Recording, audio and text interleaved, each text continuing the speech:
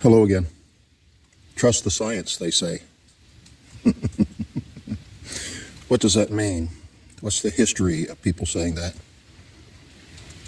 What about that drug back in the 60s they said was perfectly safe and they were giving to women who were pregnant to help them with morning sickness? It was causing thousands of babies to be born without arms.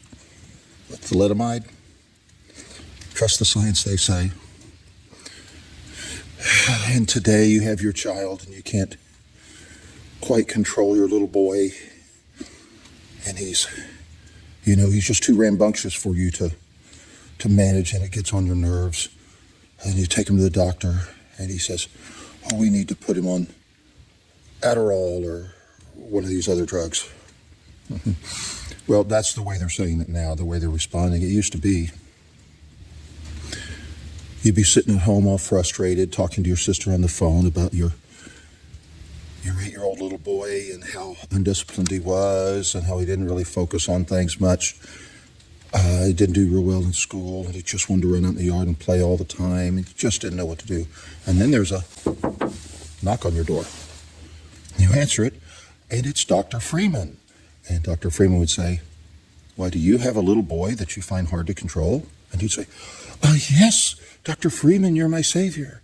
And Dr. Freeman would take your little boy out in the driveway in the back of his van, and he would hold him down, and maybe he'd give him a jolt of electricity to induce a type of seizure instead of using anesthesia.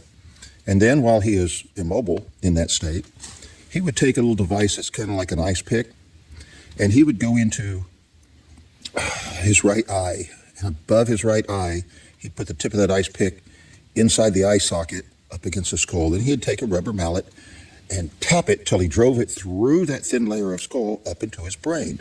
And then he'd wiggle that ice pick around. This was his mobile lobotomy van. And then, after that, your son was calmed down. He did thousands of these across the country, traveling, going from house to house, and helping poor mothers with children they couldn't control. Trust the science. Believe what they tell you. They finally shut him down in 1967, but he'd been doing it about 10 years. And he thought he was the avant-garde of neuroscience. Is that what these women needed? Do they need Adderall?